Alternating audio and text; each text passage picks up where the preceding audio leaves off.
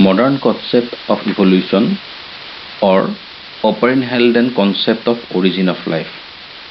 This theory was proposed by A.I. Operin and J.B.S. Halden. According to them, life originated through a very complicated process, and the entire process can be divided into two steps. One is called the chemical evolution and the second one is called the biological evolution. Chemical evolution or chemogeny. এই প্ৰচেছটো start হৈছিলে আজিৰ পৰা 4.5 to 5 billion ইয়াৰ্ছৰ আগতে। Primitive এনভাইৰনমেণ্টত temperature বহুত বেছি আছিল, approximately 4000 to 8000 degree Celsius. ইমান হাই টেম্পাৰেচাৰ থকাৰ কাৰণে যিমানবিলাক মলিকুলছ আছিলে, মলিকুলছখিনি মলিকুল ষ্টেটত নাথাকি এটমিক ষ্টেটলৈ কনভাৰ্ট হৈছিলে। কাৰ্বন, হাইড্ৰজেন, অক্সিজেন, নাইট্ৰজেন এনেকুৱা ধৰণৰ মলিকুলছবিলাক এবাণ্ডেণ্টলি এনভাইৰনমেণ্টত সেই সময়ত আছিলে। প্ৰিমিটিভ এনভাইৰনমেণ্টত থকা এটমৰ ভিতৰত হাইড্ৰজেনৰ নাম্বাৰ চবতকৈ বেছি আছিল।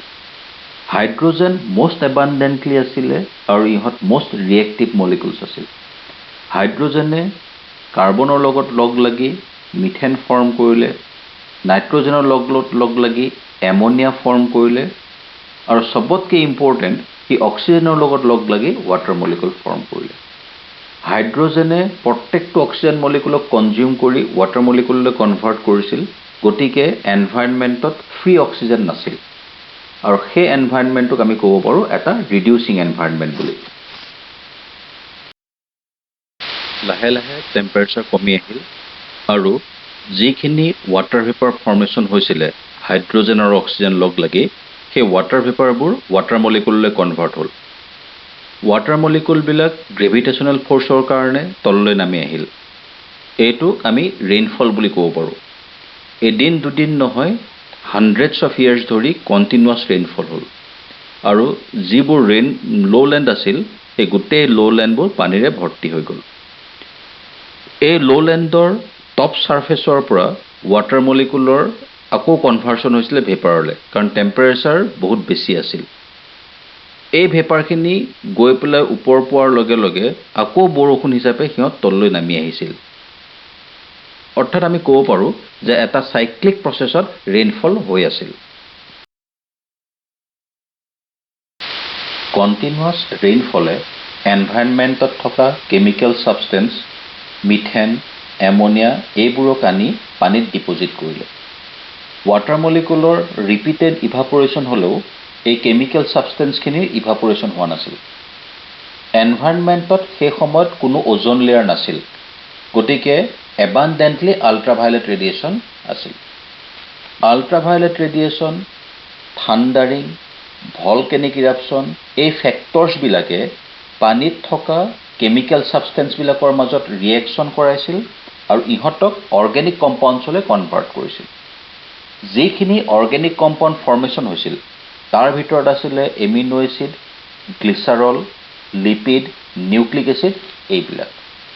এই অৰ্গেনিক কম্পাউণ্ডছখিনিয়ে চি বটম বা তেনেকুৱা ধৰণৰ ৱাটাৰ বডিৰ তলত এটা লেয়াৰ ফৰ্ম কৰিছিল, যাক কোৱা হয় প্ৰিবায়'টিক চুপ বা প্ৰিমৰ্ডিয়েল চুপ, আৰু এয়াই হৈছে কেমিকেল ইভলিউশ্যন। কেমিকেল ইভলিউশ্যনৰ ছাপৰ্টত মিলাৰ আৰু ইউৰে নামৰ দুজন চাইণ্টিষ্টে এটা এক্সপেৰিমেণ্ট কৰিছিল। মানুহ দুজনে দুটা গ্লাছৰ বাল্ব লৈছিলে আৰু সিহঁতক ইণ্টাৰকানেক্ট কৰি দিছিলে গ্লাছ টিউবেৰে। এটা গ্লাছৰ কণ্টেইনাৰত পানী ৰাখিছিল আৰু নেক্সট গ্লাছৰ কণ্টেইনাৰত প্ৰিমিটিভ এনভাইৰনমেণ্টৰ গেছিয়াছ কম্পনেণ্টছখিনি আছিল। এই কম্পনেণ্টছখিনিৰ ভিতৰত হাইড্ৰজেন, কাৰ্বন, মিথেন, এমনিয়া এইখিনি ইম্পৰ্টেণ্ট আছিল, আৰু হাই ভল্টেজ ইলেক্ট্ৰিচিটি দিছিলে, যাক চ'ৰ্চ অফ এনাৰ্জি বুলি কণ্টেক্ট কৰিব পাৰি। এক্সপেৰিমেণ্টটো এনেকুৱা আছিল। গ্লাছৰ জাৰত থকা পানীখিনি কণ্টিনিউৱাছলি বইল হৈ আছিল। যিখিনি ভেপাৰ প্ৰডিউচ হৈছিলে সেই ভেপাৰখিনি কানেক্টিং টিউবৰ মাজেৰে নেক্সট কণ্টেইনাৰত সোমাইছিল। সেই কণ্টেইনাৰটোত থকা প্ৰিমিটিভ এনভাইৰনমেণ্টৰ গেছিয়াছ কম্পনেণ্টছৰ লগত ৱাটাৰ ভেপাৰৰ মিক্স হৈছিল আৰু গোটেই কমপ্লেক্সৰ ওপৰত হাই ভল্টেজ ইলেক্ট্ৰিচিটিয়ে চ'ৰ্চ অফ এনাৰ্জি হিচাপে কাম কৰিছিল। চেম্বাৰটোৰ টেম্পাৰেচাৰ আছিল 800 ডিগ্ৰী চেলচিয়াছ। ছেটআপটো আনডিষ্টাৰ্ব ৰাখি থ'লে কেইদিনমানৰ পিছত দেখিলে যে যিখিনি এক্সট্ৰেক্ট ওলাইছে সেই এক্সট্ৰেক্টখিনিত এমিনো এচিড, নিউক্লিক এচিড এনেকুৱা ধৰণৰ কম্পনেণ্টছখিনি আছে। এই এক্সপেৰিমেণ্টে প্ৰুভ কৰে যে অপেৰিন আৰু হেলডেনে যি কেমিকেল ইভলিউশ্যনৰ কথা কৈছিলে সেই কেমিকেল ইভলিউশ্যন শুদ্ধ। অপেৰিন আৰু হেলডেনৰ বায়'কেমিকেল অৰিজিন অফ লাইফৰ ছেকেণ্ড পাৰ্টটো হৈছে বায়'লজিকেল অৰিজিন বা বায়'জেনি। এই প্ৰচেছটো তেওঁলোকে কেইটামান ষ্টেপত কমপ্লিট হৈছিল বুলি কৈছে। ফাৰ্ষ্ট ষ্টেপটো হৈছে isolation of organic molecules. Chemical ইভলিউশ্যনৰ প্ৰডাক্ট আছিল প্ৰিবায়'টিক চুপ বা প্ৰিমৰ্ডিয়েল চুপ। এই প্ৰিবায়'টিক চুপে কিছুমান কম্পনেণ্টছ ডেভেলপ কৰিছিলে আৰু অপেৰিনে কৈছিলে এই কম্পনেণ্টছবোৰৰ নাম হৈছে কোৱাচাৰ্ভেটছ। কোৱাচাৰ্ভেটছবিলাক কাৰ্বহাইড্ৰেট, প্ৰ'টিন, লিপিড আৰু নিউক্লিক এচিডৰ কম্বিনেশ্যন আছিল আৰু এই কম্বিনেশ্যনখিনিক এখন ৱাটাৰ এনভেলপে কভাৰ কৰি আছিলে। নৰ্মেলি ৱাটাৰে কেতিয়াও কোনো কম্পনেণ্টৰ কাভাৰিং বা এনভেলপ ফৰ্ম কৰিব নোৱাৰে, কিন্তু অপেৰিনে কৈছিলে সেই সময়ত ৱাটাৰ মলিকুলে এখন ফিজিকেল বেৰিয়াৰৰ কভাৰ কৰিছিলে কোৱাচাৰ্ভেটছৰ কাৰণে আৰু এই কোৱাচাৰ্ভেটছবিলাকৰ গ্ৰ'থ হৈছিল। কিছুমান বেলেগ চাইণ্টিষ্ট, মষ্ট ইম্পৰ্টেণ্ট হৈছে ছিডনী ফক্স, তেওঁ কৈছিলে যে প্ৰিবায়'টিক চুপৰ পৰা কোৱাচাৰ্ভেটছ ডেভেলপ হোৱা নাছিল। প্ৰিবায়'টিক চুপে মাইক্ৰস্ফিয়াৰ নামৰ কিছুমান ইউনিটছৰ ডেভেলপ কৰিছিলে। এই মাইক্ৰস্ফিয়াৰৰ ভিতৰত নন লিভিং অৰ্গেনিক কম্পাউণ্ডছ আছিল। এই কম্পনেণ্টছখিনি কোৱাচাৰ্ভেটছৰ সৈতে ছেম কম্পনেণ্টছ, তাৰমানে protein, carbohydrate, lipid, nucleic acid etcetera. এই কম্পনেণ্টছখিনিক এখন ডাবল লেয়াৰ্ড মেমব্ৰেন বা বাইলেয়াৰ্ড মেমব্ৰেনে কভাৰ কৰি আছিলে। এই কম্পনেণ্টছখিনি বা যাক আমি মাইক্ৰস্ফিয়াৰ বুলি ক'ব পাৰোঁ, ইহঁতে এটিপিৰ প্ৰেজেঞ্চত বা এটিপিৰ সহায়ত কিছুমান প্ৰ'টিনইড নামৰ মলিকুল কিছুমান ফৰ্ম কৰিছিল। এই প্ৰ'টিনইডবোৰ আছিলে এমিনো এচিডৰ কম্পনেণ্টছ। এই মাইক্ৰস্ফিয়াৰে এই প্ৰ'টিনইড ফৰ্মেশ্যন কৰাৰ লগতে পলিপেপটাইড আৰু নিউক্লিক এচিডো ফৰ্মেশ্যন কৰিব পাৰিছিল। কোৱাচাৰ্ভেটছৰ যেনেকৈ গ্ৰ'থ হৈছিলে ঠিক তেনেকৈ মাইক্ৰস্ফিয়াৰৰো গ্ৰ'থ হৈছিল, কিন্তু লগতে মাইক্ৰস্ফিয়াৰৰ ডিভিজন হৈছিল।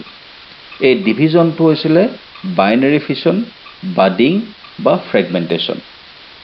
বাডিং, ফ্ৰেগমেণ্টেশ্যন আৰু বাইনেৰী ফিছন বেক্টেৰিয়া আৰু ফাঞ্জাইৰ সৈতে আইডেণ্টিকেল আৰু এইটোৱে হৈছে first step isolation of organic molecules. Biological অৰিজিনৰ second step origin of prokaryotes. Prebiotic চুপে ফৰ্ম কৰা কোৱাচাৰ্ভেটছ বা মাইক্ৰস্ফিয়াৰে এনএৰবিক এনভাইৰনমেণ্টত এনএৰবিক প্ৰকেৰিঅটছ ফৰ্মেশ্যন কৰিছিল। এতিয়া নেক্সট ষ্টেপ হ'ল evolution of mode of nutrition. 4টা মোডছ অফ নিউট্ৰিশ্যন আছে। তাৰে ফাৰ্ষ্টটো হৈছে হিটাৰট্ৰপছ, অট'ট্ৰপছ, কেম'অট'ট্ৰপছ আৰু ফটোঅট'ট্ৰপছ। প্ৰথমতে আমি চাওঁ হিটাৰট্ৰপছৰ ফৰ্মেশ্যন কেনেকৈ হৈছিলে। কোৱাচাৰ্ভেটছ বা মাইক্ৰস্ফিয়াৰ, ইহঁতক কোৱা হয় প্ৰ'ট'চেলছ বুলি। এই প্ৰ'ট'চেলছবিলাকে ফুড এবজৰ্ব কৰিছিলে ছাৰাউণ্ডিং এনভাইৰনমেণ্টৰ পৰা, ইহঁতে নিজে প্ৰডিউচ কৰা নাছিল। সেয়েহে এই প্ৰ'ট'চেলছ বা কোৱাচাৰ্ভেটছখিনিক কোৱা হয় হিটাৰট্ৰপছ বুলি আৰু এইটো হৈছে ফাৰ্ষ্ট মোড অফ নিউট্ৰিশ্যন। হিটাৰট্ৰপছৰ নাম্বাৰ বাঢ়ি যোৱাৰ লগে লগে ছাৰাউণ্ডিং এনভাইৰনমেণ্টত থকা অৰ্গেনিক কম্পাউণ্ডছৰ পৰিমাণ কমিবলৈ ধৰিলে। এতিয়া অল্টাৰনেটিভ চ'ৰ্চ অফ ফুড হিচাপে হিটাৰট্ৰপছে ছাৰাউণ্ডিং এনভাইৰনমেণ্টত থকা কেমিকেল ছাবষ্টেঞ্চক ইউজ কৰিবলৈ ল'লে। এইখিনি হৈছে কেম'অট'ট্ৰপছ। কেম'অট'ট্ৰপছে ফুড প্ৰডাকশ্যন কৰা প্ৰচেছটোত কাৰ্বন ডাই অক্সাইড ৰিলিজ হৈছিল। কিছু কেম'অট'ট্ৰপছে ছানলাইটক চ'ৰ্চ অফ এনাৰ্জি হিচাপে ইউজ কৰিছিল আৰু এনএৰবিক ফটোঅট'ট্ৰপছৰ ফৰ্মেশ্যন কৰিছিল। ইনিচিয়েলি যিখিনি এনএৰবিক ফটোঅট'ট্ৰপছৰ ফৰ্মেশ্যন হৈছিল, সেই অৰ্গেনিজিমখিনিয়ে হাইড্ৰজেন ছালফাইডক চ'ৰ্চ অফ হাইড্ৰজেন হিচাপে ইউজ কৰিছিল আৰু হাইড্ৰজেন ছালফাইডৰ ব্ৰেকডাউন হৈ ছালফাৰ ৰিলিজ হৈছিল। কিছু এনএৰবিক ফটোঅট'ট্ৰপছৰ চাইনোবেক্টেৰিয়া ফৰ্ম কৰিলে। এনেকৈ ফৰ্মেশ্যন হোৱা চাইনোবেক্টেৰিয়াই H2S-ৰ সলনি H2O বা ৱাটাৰক চ'ৰ্চ অফ হাইড্ৰজেন হিচাপে ইউজ কৰিবলৈ ল'লে। যেতিয়াই ৱাটাৰক চ'ৰ্চ অফ হাইড্ৰজেন হিচাপে ইউজ কৰিবলৈ ল'লে, লগে লগে এনভাইৰনমেণ্টত অক্সিজেনৰ প্ৰডাকশ্যন আৰম্ভ হ'ল আৰু এনএৰবিক এনভাইৰনমেণ্ট এৰবিক এনভাইৰনমেণ্টলৈ কনভাৰ্ট হ'ল। ইউকেৰিঅটছৰ অৰিজিন এক্সপ্লেইন কৰিবৰ কাৰণে দুটা হাইপথিচিছ আছে। এটা হৈছে চিম্বায়টিক অৰিজিন আৰু ছেকেণ্ডটো হৈছে অৰিজিন বাই ইনভেজিনেশ্যন। প্ৰথমতে আমি চাওঁ চিম্বায়টিক অৰিজিন। যিখিনি প্ৰিবায়টিক চেলছ আছিলে, যাক আমি ৱাছাৰ ভেটছ বা মাইক্ৰস্ফিয়াৰ বুলি ক'ব পাৰোঁ, সিহঁতে আইডেণ্টিকেল ষ্ট্ৰাকচাৰবিলাকক ফুড হিচাপে এবজৰ্ব কৰিছিল। গতিকে তেনেকুৱা ধৰণৰ ষ্ট্ৰাকচাৰবিলাকক কোৱা হয় এনএৰবিক প্ৰিডেটৰ হোষ্ট চেল। এই হোষ্ট চেলবিলাকে দুই ধৰণৰ অৰ্গেনিজিম বা দুই ধৰণৰ ষ্ট্ৰাকচাৰ নিজৰ বডিৰ ভিতৰত এবজৰ্ব কৰিছিলে। তাৰে এটা হৈছে প্ৰিমিটিভ বেক্টেৰিয়া। যিখিনি প্ৰিমিটিভ বেক্টেৰিয়া এনএৰবিক হোষ্ট চেলে এবজৰ্ব কৰিছিলে, সেই প্ৰিমিটিভ বেক্টেৰিয়াবিলাক হোষ্ট চেলৰ বডিৰ ভিতৰত ছাৰ্ভাইভ কৰিছিল আৰু লাহে লাহে হোষ্ট চেলৰ ভিতৰত সেই ষ্ট্ৰাকচাৰবিলাকে নিউক্লিয়াছ ফৰ্ম কৰিলে। এনেকুৱাকৈ যিখিনি ষ্ট্ৰাকচাৰ ফাইনেলি ডেভেলপ হ'ল, যিখিনি হোষ্ট চেল ডেভেলপ হ'ল, যাৰ বডিৰ ভিতৰত নিউক্লিয়াছ আছে, সিহঁতে ইউকেৰিঅটিক এনিমেল চেলছ ফৰ্ম কৰিলে। কিছুমান এনএৰবিক প্ৰিডেটৰ হোষ্ট চেলে চাইনোবেক্টেৰিয়া এবজৰ্ব কৰিছিলে আৰু চাইনোবেক্টেৰিয়া সেই হোষ্ট চেলৰ বডিত ছাৰ্ভাইভ কৰিছিল। এনেকুৱা হোষ্ট চেল যি চাইনোবেক্টেৰিয়াক এবজৰ্ব কৰিছিলে, সিহঁতৰ বডিৰ ভিতৰত চাইনোবেক্টেৰিয়া নিউক্লিয়াছলৈ কনভাৰ্ট হ'ল আৰু তেনেকুৱা ধৰণৰ হোষ্ট চেলক কোৱা হয় ইউকেৰিঅটিক এনিমেল চেল। কাৰণ চাইনোবেক্টেৰিয়াই সেই হোষ্ট চেলৰ ভিতৰত ফুড মেনুফেকচাৰ কৰিছিল। এইটো হৈছে প্লেণ্ট চেল আৰু এনিমেল চেলৰ অৰিজিন। এইটো কনচেপ্ট প্ৰপ'জ কৰিছিলে মাৰ্গুলিছে। ছেকেণ্ড বিলিফটো হৈছে অৰিজিন বাই ইনভেজিনেশ্যন।